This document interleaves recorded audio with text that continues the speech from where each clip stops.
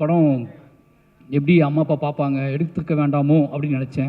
பெஸ்ட்டாக இன்னும் படம் எடுக்க ட்ரை பண்ணிக்கிட்டே இருப்பேன். ஆனால் என்னோடய உச்சபட்ச கண்ணீர்னால் அது வாழை தான். என்ன தான் பிரச்சனை இவனுக்கு அப்படின்னு நிறைய பேர் கேட்டுட்ருக்காங்க. அவங்க எல்லாத்துக்கும் நீங்கள் எதுக்கு யோசிச்சுருந்தீங்க, நானே சொல்கிறேன் நான் யாருன்னு அப்படின்னு எடுத்த படம் தான் வாழை. ரஞ்சித் என்ன சொன்னார், டேய் பயோபிக்னு சொல்லியே ரிலீஸ் பண்ணுறியா அப்படின்னு சொன்னார். சொல்லாங்களான்னு தெரிஞ்சிடும் அப்படிங்கிற மாதிரி ஃபஸ்ட் ஃப்ரேமில் இருந்து அது ஸ்டார்ட் ஆகிடுது. மெயின் இந்த படம் வந்து தெரில, பெரிய பெருமாளை பற்றி, கர்ணனை பற்றி, மாமனை பற்றி நான் பேசும்போதெல்லாம் வந்து ஏதோ எனக்கு வந்து ஈஸியாக பேசுறதுக்கான ஒரு ஸ்பேஸ் இருந்துச்சு. இந்த படத்தில் அப்படி எனக்கு என்ன பேசுறது, இந்த படத்தை எப்படி சொல்கிறதுன்னு எனக்கு தெரியல. ஃபஸ்ட் டைமாக ஒரு படம் எங்கள் அம்மா அப்பா பார்க்கக்கூடாதுன்னு நினச்சி ஒரு படம் எடுத்திருக்கேன். இந்த படத்தை நான் அவங்களை பார்க்க அனுமதிக்க மாட்டேன் அப்படின்னா அந்த படம் எப்படி இருக்குன்னு யோசிச்சுக்கோங்க. அவ்வளோவுக்கு எனக்கு இந்த படம் எடுத்துக்கக்கூடாதுன்னு நினைக்கக்கூடிய ஒரு படம். ஃபஸ்ட் எடிட் பண்ணி இந்த படத்தை நான் பார்க்கும்போது நம்ம இந்த படம் எப்படி அம்மா அப்பா பார்ப்பாங்க, எடுத்துக்க வேண்டாமோ அப்படின்னு நினச்சேன். ஆனால் அதுக்கப்புறம் திருப்பி நான் என்ன நினச்சேன் அப்படின்னா, இல்லை எனக்காவது இது வந்து இல்லை அரிச்சிக்கிட்டே இருக்கும், எனக்காவது எடுத்துவோம் அப்படின்னு சொல்லிட்டு எடுத்த படம் தான். இந்த நேரத்தில் என்ன சொல்லணும்னா என்னோடய இயக்குனர் ராம் சார் தான் நன்றி சொல்லணும். ஏன் அப்படின்னா யோசிச்சு பார்க்கும்போது எனக்கு வந்து ரொம்ப மலைப்பாக இருக்குது. பெரிய பெருமாள், கர்ணன், மாமன்னனுக்குலாம் நான் வந்து அதோடைய ஃபஸ்ட் எடிட் பார்த்துட்டுனா இப்படி ஒரு மாதிரி ஆனது கிடையாது. இந்த படத்தில் ஃபஸ்ட் எடிட் பார்த்து முடித்த உடனே நான் சினிமாவுக்கு வந்ததை விட என்னோடய பெரிய மற்ற 3 படங்கள் நான் பார்க்கும்போது என்னோடய ட்ராவல் எனக்கு அயற்சியாக தெரியல. எதுவும் நான் ட்ராவல் பண்ணி ரொம்ப தூரம் அந்த மாதிரி எனக்கு ஃபீலே வரல. ஏன்னா என்னோடய இயக்குனர் வந்து அப்படி பார்த்துக்கிட்டாரு. நீ அவ கூடவே இருந்தனால அவர் ரொம்ப க்ளோஸ்டாக இருந்தேன். பட் வாழை பார்க்கும்போது மட்டும்தான் எனக்கு தெரிஞ்சு எங்கேருந்து நம்ம எங்கே வந்திருக்கோம்ல, இது என்ன புரியல, அப்படி ஒரு மாதிரி கன்ஃபியூஸாக இருந்துச்சு, கண்ணெலாம் தேங்கிச்சு, அழுக வந்துச்சு. இப்போ எடிட் பார்த்துட்டு நான் வந்து எனக்குள்ளே ரொம்ப ஃபீல் பண்ணி ரொம்ப நாள் அமைதியாகவே இருந்தேன்னா வாழை தான். அதுக்கு ஒரே காரணம் என்னென்னா இந்த எண்டுக்கும் இந்த டேவுக்கும் அந்த டேவுக்கும் பிப்ரவரி அந்த 99 பிப்ரவரி 22 அந்த டேவுக்கும் இந்த டேவுக்கும் உள்ள லாங் டிஸ்டன்ஸையும், இதுக்கு இடையில நான் சந்தித்த மனிதர்களையும், அவர்கள் எனக்கு கொடுத்த ஆதரவு, வலி, பெயின், இது எல்லாமே நினச்சி பார்க்கும்போது தெரில ஒரு மாதிரி வாழ்ந்து முடித்த மாதிரி ஒரு அனுபவம் வந்து இந்த உண்மையை சொன்னதுனால நம்ம வாழ்ந்து முடிச்சிட்டோம் அப்படிங்கிற மாதிரி ஒரு ஃபீல் அங்கே வந்துடுச்சு. அப்படியே ஒரு படம் தான் வாழை. இதுக்கப்புறம் என்ன படம் எடுத்தாலும் ஏதாவது என்னோடய பெஸ்ட்டுன்னு சொன்னாங்க. என்னோடய பெஸ்ட்டாக இன்னொரு படம் எடுக்க நான் ட்ரை பண்ணுவேன். பெஸ்ட்டாக இன்னொரு படம் எடுக்க ட்ரை பண்ணிக்கிட்டே இருப்பேன். ஆனால் என்னோட என்ன சொல்கிறது, என்னோட உச்சபட்ச கண்ணீர்னால் அது வாழை தான். இல்லை பெஸ்ட்டாக ஒரு படம் எடுக்க ட்ரை பண்ணுவேன். என்னோட உச்சபட்ச கண்ணீராக வாழை தான் நான் பார்ப்பேன். இதுக்கு மேலே நான் எந்த படம் எடுத்தாலும் அழுக வராது, எனக்கு எந்த படம் எடுத்தாலும் எனக்கு ஃபீல் வராது. இந்த படத்தை எடுத்துட்டோம் அப்படிங்கிறதுக்கு இதுக்கு திராணி கொடுத்த என்னோடய இயக்குனருக்கு எவ்வளோ நன்றி சொன்னால் பார்த்தாது. இப்போ என்னோட கதையை, என்னோட அழுகையை, என்னோட உழைப்பை, என்னோட என்ன சொல்கிறது பரிதவிப்பை படம் பண்ணுவதற்கான சக்தி இருக்குல்ல. ஒரு டைரக்டருக்கு எல்லா கிராஃப்ட்டும் பிடிபட்டுருமா, ஒரு டைரக்டருக்கு தன்னை பற்றியே உரிச்சு காட்டுறது முடியுமா அப்படின்னு நிறையவே கேள்வி கேட்பாங்க. நான் என்னை உரிச்சு காட்டுறதுக்கான ஸ்பேஸை எனக்குள்ள வலிமையாக கொடுத்தது என்னோடய இயக்குனர். அவருக்கு ரொம்ப ரொம்ப நன்றி. ஏன்னா அதை யோசிக்கவே முடியாது. ஏன்னா இதுதாண்டா ஆர்ட்னு சொல்லி ஒவ்வொரு டைம் நான் அவட்ட அழுகும் போதெல்லாம் இதுதாண்டா ஆர்ட், இதை பண்ணுறா முதல்ல இதை பண்ணுறா, நீ என்னடா பண்ணிட்டு இருக்க அப்படின்னு கேட்கும்போது அப்போ தான் என்னோட கண்ணீர் எல்லாமே கலையாக தெரிய ஆரம்பிச்சிச்சு, என்னோடய அழுகை எல்லாமே கலையாக தெரிய ஆரம்பிச்சிச்சு. அப்படி அதெல்லாம் சேர்ந்து ஒரு படமாக எடுத்துட்டோம். இந்த படம் எனக்கு என்ன சம்பாதிச்சு கொடுக்க போதெல்லாம் தாண்டி திலீப் மாஸ்டர் விவேக் திலீப் மாஸ்டர் ரெண்டுத்தையும் மேலே கூப்பிட்றேன். அந்த எமோஷனல் தான் இந்த படம் வந்து எனக்கு கொடுத்துச்சு. ஏன்னா அது சாருக்கு இந்த படம் என்னோட காணிக்கைன்னு சொல்லலாம். நான் வந்து கடவுள் நம்பிக்கை இல்லை, என்னோட பர்சன்டேஜ், என்னோட டெடிகேஷன் இந்த படத்தை வந்து நான் ட்ரிபியூட் பண்ணது வந்து என்னோட இயக்குனருக்கு தான் ட்ரிபியூட் பண்ணுறேன். ஏன்னா இந்த படத்துக்குள்ளே தப்பித்தல்னு ஒன்று இருக்குல்ல, இந்த படத்தில் நான் சேர்ந்த இடம்னு ஒன்று இருக்குல்ல, அது ரொம்ப என்ன சொல்கிறது, எனக்கு அவங்க ராம் சார் நம்ம என்ன கொடுக்க போகிறோம் அப்படின்னு சொல்லிட்டே இருந்துச்சு.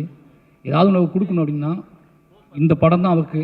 இது அந்த படம் வந்து என்ன இது வெற்றி படமாக தோல்வி படமானு தாண்டி நான் முழுக்க இது ராம் சார் கொடுக்கறதாகவே எடுக்கப்பட்ட படம். இதுதான் சார் அவர் என்னை உருவாக்குனதுக்கான காரணமும் நான் உருவானதுக்கான காரணமும் இந்த படம் மட்டும்தான். அந்த நிலையில் இது ரொம்ப சந்தோஷமாக நான் உணர்கிறேன். அப்புறம் என்னோடய குடும்பத்துக்கு ரொம்ப நன்றி சொல்லணும். நான் என்ன சொன்னாலும் என்ன சொல்கிறது, இதுக்கு இவன் நம்ம கதையவே திருப்பி எடுக்கிறான் அப்படின்னு நமக்கு வருத்தம் இருக்குது. எங்கிட்டு போனாலும் நம்மளையே கொண்டு வச்சுருந்தானே கொண்டு படத்துக்குள்ளே கொண்டு அப்படின்னு எங்கள் அப்பாவுக்கு வருத்தம் இருக்குது, எங்கள் அம்மாவுக்கு வருத்தம் இருக்குது. அது என்ன சொல்கிறது, ஒரு நாள் சந்தோஷமாக ஃபீல் பண்ணுவாங்க, இன்னொரு நாள் ஒரு மாதிரி எமோஷனலாக ஃபீல் பண்ணுவாங்க. என்னோடய குடும்பம் ஒரு கட்டத்துக்கு அப்புறம் புரிஞ்சிக்கவே முடியாத என்னை அலைக்கழிச்சு என் குடும்பம் இன்றைக்கி ரொம்ப நல்லா புரிஞ்சிக்குது. அப்படி என்னோடய மனைவியாக இருக்கட்டும், என்னோடய குடும்பமாக இருக்கட்டும், எல்லாருமே வந்து நான் என்ன முடிவெடுத்து மூவ் ஆனாலும் அதை புரிந்து கொள்ள பக்குவம் அவங்களுக்கு இருக்குது. அந்த பக்குவத்தை கொடுத்த என்னோடய கலைக்கு ரொம்ப நன்றி. என்னோடய ஆர்ட் ஃபார்ம் தான் அவங்களுக்கு அந்த பக்குவத்தை கொடுத்துருக்கு. இவன் எது சொன்னாலும் அதுக்குள்ள உண்மையை வைக்கிறான், அது மக்களுக்கு பிடிக்குது அப்படிங்கிற நம்பிக்கையில் என்னை விட்டுருந்தாங்க. அதனால் போயிடுறேன். தயவு செஞ்சு தப்பாக நினச்சிக்காத. ப்ரொடியூசர் ரொம்ப தாமதமாக கூப்பிட்றேன். ஏன்னா எல்லாரும் இருக்காங்க, ப்ரொடியூசர் இல்லை அப்படின்னு சொல்லிட்டு திவ்யா மேலே கூப்பிட்றேன், காஸ்டியூம் டிசைனர் மேலே கூப்பிட்றேன். ஓகேவா? இதுதான் ரொம்ப எமோஷனலான விஷயம். நாங்கள் ஷேர் பண்ண வேண்டிய விஷயம் இதுதான். நாங்கள் ஆல்ரெடி எல்லாமே பேசிட்டோம் வீடியோவில். டேய் நீ அவனை கூப்பிடவே இல்லைடா, அவனை கூப்பிடவே இல்லையே. அப்போ அவன் கோச்சிக்கோல. நவ்வி ஓகே தூங்கிட்டாளா? பிரியாணி சாப்பிடு. ஓகே ரொம்ப சந்தோஷம். ஐயோ ஆமாம் அது வேறு. அவங்க குமார்ண்ண ஆர்ட் டைரக்டர், கபிலன், சுரேன். ஓகேங்களா? ஸ்டேஜுக்கு வாங்க. ரொம்ப நன்றி.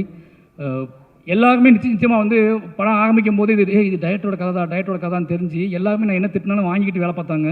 அவங்க அத்தனை பேருக்குமே நன்றி. ஏன்னா நான் மற்ற படத்துலையாவது என்கிட்ட வந்து விளக்கம் கொடுப்பாங்க. இப்போ குமார் ஆர்ட் டிபார்ட்மெண்ட்டை நான் உங்களுக்கு சொல்கிறேன் அப்படின்னா செல்வம் அது வராது செல்வம் அப்படிம்பாங்க. இந்த படத்தில் இவன் வேறு ஏன் கதை மானே அப்படின்னு சொல்லிட்டு அதுக்கு வேலை பார்த்து கொடுத்தாங்க. அத்தனை பேர்த்துக்குமே ரொம்ப நன்றி. கடைசியாக ஃபைனலாக சொல்லணும் அப்படின்னா திலீப் மாஸ்டர் இந்த படம் எடுத்து முடிச்சுட்டு ஹாட் ஸ்டார் வந்து கேட்டாங்க, இது தேட்டிக்கல் பண்ண போவீங்களா, ஓடிடி பண்ணலாமா, என்ன பண்ணலாம், யார் நீங்களே ரிலீஸ் பண்ணுறீங்களா, என்ன பண்ணலான்னு கேட்கும்போது எனக்கு கொஞ்சம் பயம் இருந்துச்சு. ரஞ்சித் அண்ணன்ட்ட கேட்டேன், தானுசார்ட்ட கேட்டேன், எல்லாத்தையுமே கேட்டேன், என்ன பண்ணலான்னு கேட்டேன். டேய் இது பார்த்துக்கோ, உன் முடிவு இவ்வளோ கஷ்டப்பட்டு வந்திருக்க, ஏன்னா முடிவு எடுத்துக்கோ அப்படின்னு சொல்லி. ஆனால் எனக்கு என் மனைவிட்ட கேட்டேன், நம்ம பேரில் தான் அது வரணும், சர்டிஃபிகேட் வந்து நம்ம பேரில் தான் வாங்கணும் அப்படின்னு சத்தியம் வாங்கிட்டாங்க. நீ என்ன பண்ணியோ தெரியாது, நீ வீட்டை வைப்பியோ நாட்டை வைப்பியோ தெரியாது, சர்டிஃபிகேட் நம்ம பேரில் தான் வரணும் அப்படின்னு சொன்னாங்க. அப்போ நான் சொன்னேன், சார் கொஞ்சம் டைம் கொடுங்க, சர்டிஃபிகேட் என் பேரில் தான் வரணுமா, நவி ஸ்டுடியோஸ் தான் வரணுமா, அதனால் வந்து நானே இந்த படத்தை வாங்கிக்க கொஞ்சம் டைம் கொடுங்கன்னு கேட்டேன். பிரதீப் சாரும் சரி, நகன் சாரும் சரி, கிருஷ்ணன் குட்டியும் சரி, எல்லாருமே அதுக்காக வெயிட் பண்ணாங்க. சரி சார் நீங்கள் எப்போ சொல்கிறீங்களோ அப்போ ரிலீஸ் பண்ணலான்னு சார்னு சொல்லி கொஞ்சம் கொஞ்சமாக அதுக்கான ஏற்பாடுகள் பண்ணிகிட்டு இருந்தோம். தனியாக பண்ணலாமான்னு யோசிச்சுட்டு இருக்கும்போது ஒரு நாள் பைசன் ஷூட்டிங் ஸ்பாட்டுக்கு திலீப் மாஸ்டர் வந்தார். வாழை ரெடி ஆகிடுச்சான்னு கேட்டால் பார்த்தாரு. படம் பார்த்தோன்னே அவருக்கு ரொம்ப பிடிச்சிருச்சு. வந்து வெளியே வந்தோடனே ஒரு மாதிரி எமோஷனலாகவே இருந்தார். என்னங்க பிளான் அப்படின்னு கேட்டார். தெரில, நம்மளே ரிலீஸ் பண்ணணும், தேட்டிக்கு தான் கொண்டு வரணும் அப்படிங்கும்போது நான் கூட வரேன், நானே பண்ணுறேன் கூட வந்து நம்ம ரெண்டும் சேர்ந்து பண்ணிடலாம் உடனே அப்படின்னு சொல்லிட்டு அன்றைய நாளில் இருந்து எதுவுமே கேட்காம என் கூட சேர்ந்து வேலை செய்ய ஆரம்பிச்சிட்டாரு. அப்போ தான் எனக்கு வந்து பயங்கர நம்பிக்கையாக இருந்துச்சு. நம்ம சினிமாவுக்குள்ளே நம்ம பேர் எடுத்து இப்போ இவ்வளோ டேரக்டர்ஸ் வந்தாங்களே, நிறைய பேர் கேட்டாங்க. ரஞ்சிதன் கேட்டார், டேய் எல்லாத்தையும் 820 அப்படின்னு சொல்லி கேட்டார். எல்லாருமே என்னோடய படைப்புக்காக வந்தவங்க அப்படிங்கிற பெருமை இருக்குல்ல, அது பயங்கரமாக இருக்குது. என்னோடய படங்கள் அவங்களுக்கு பிடிச்சிருக்கு, என் படங்களில் ஏதோ உண்மையை தென்பட்டுருக்கு.